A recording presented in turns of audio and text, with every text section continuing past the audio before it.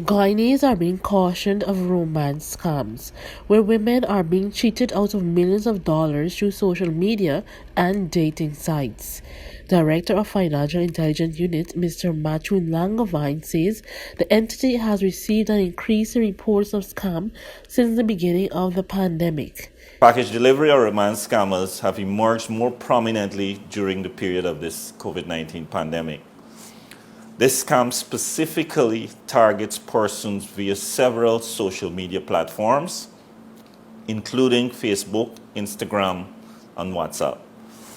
The methodology used by the scammers is to befriend unsuspecting persons via the before mentioned digital platforms. After some time used to build trust with their new friend or love interest, the scammer promises the intended victim some form of assistance.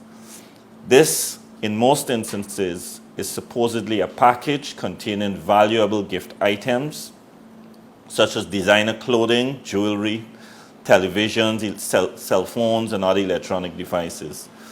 The IFU stated that typically romance scams are operated by local and foreign collaborators, and women have become the main targets of these scams. Victim is usually contacted by a local associate of the scammer, confirming the arrival of the package and requesting their personal contact and other information.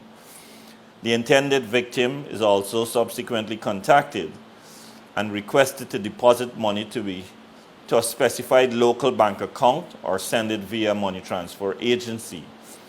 They are advised that the payment is required to cover brokerage fees, custom duties, or some penalty or shipping related charges for the package, which was found on inspection to contain highly valuable items. Once this payment is made, the scammers discontinue all contact with the victim.